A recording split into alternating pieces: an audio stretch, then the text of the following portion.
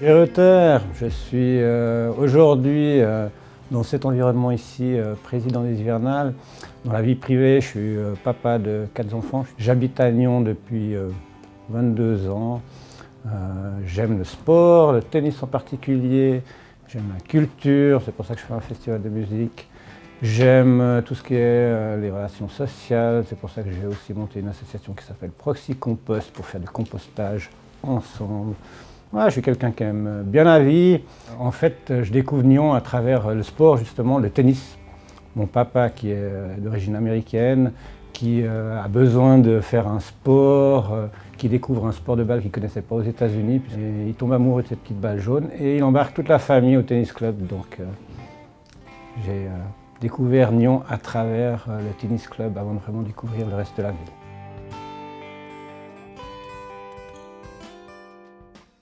Alors, j'aurais dû faire passer l'aspirateur et puis repeindre les murs avant de venir.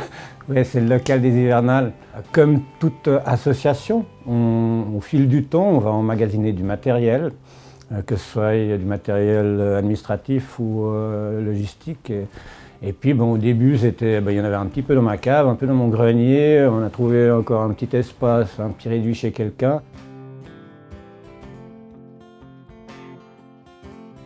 Pour moi, les Hivernales, c'est avant tout une magnifique aventure humaine. Alors bien sûr, elle tourne autour du thème de la musique, puisque le Festival des Hivernales, c'est un festival de musique.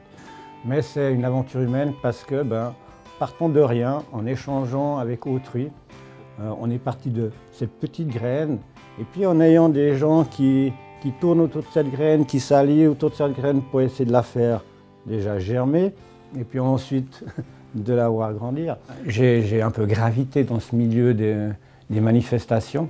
La première d'ailleurs c'était Paléo, j'ai été avec mes parents quand je devais avoir 11 ans, 12 ans comme ça. Et donc c'est un monde dans lequel je suis rentré assez rapidement et puis ça m'a fasciné. Par la suite j'ai été au Caribana Festival en tant que bénévole une première année, puis ensuite membre du comité pendant 11 ans. Et puis ce milieu de nouveau de la musique qui m'a tellement suivi quand j'étais jeune, je me suis dit le jour où j'arrêterai Caribana, je ferai mon petit festival. Et puis ça c'était en 2008.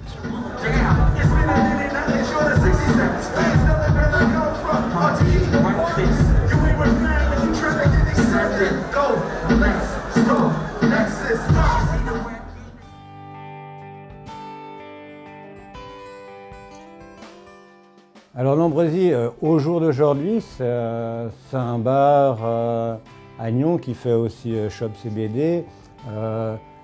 C'est un lieu qui fait partie du festival depuis 2 éditions, donc il y a encore ce lien en plus pour moi.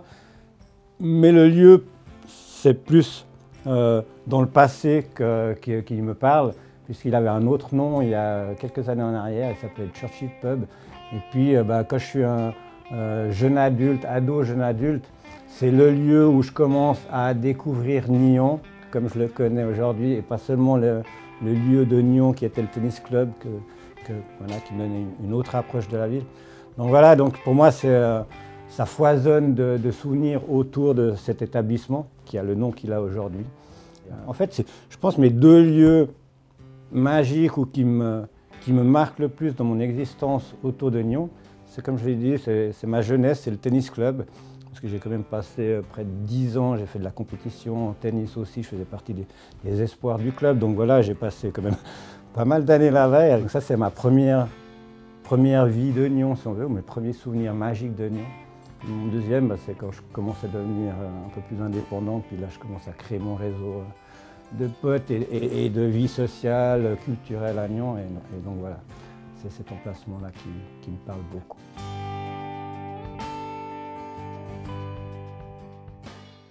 Ouais, les premiers paléos. Alors, le premier, comme je dis, je pense que je dois avoir 11-12 ans quand j'y vais. J'y vais avec mes parents et ouais, ça m'a tellement marqué. En plus, on est encore dans les années presque hippies, où c'est encore le folk festival, quoi. Et de voir tous ces gens qui avaient l'air d'être tellement heureux. Je me souviens de tout le temps, il pleuvait, on était sous l'équivalent du chapiteau, qui était une tente à l'entrée Il pleuvait, le sol était détrempé, même sous la tente, parce que ben voilà, l'eau passait par les côtés. Et on avait dû trouver ou chercher de quoi pouvoir essayer de se poser sans trop patauger. Donc, je me souviens de mon papa qui avait été trouver des sacs poubelles et tout. Donc c'était faire un petit coin comme ça pour se poser. C'était complètement voilà, un monde irréel et ça m'a marqué. Et au fil du temps, ben, j'ai été, je pense que je devais avoir 15 ans ou 16 ans. J'ai été bénévole. Ma première fois bénévole, c'est ma première interaction réelle et active avec Paléo. Ça m'a tellement plu ce monde et on y allait chaque année, c'était un lieu de rencontre. Donc, et en plus, au bord du lac, avec un camping à côté du tennis club de Nyon, dans la forêt, c'était magique.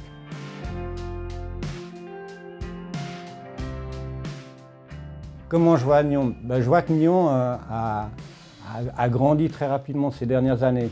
Où je suis content, on voit que la ville fait quand même beaucoup j'ai envie de dire, d'efforts pour essayer d'associer les citoyens à participer, à imaginer la ville de demain.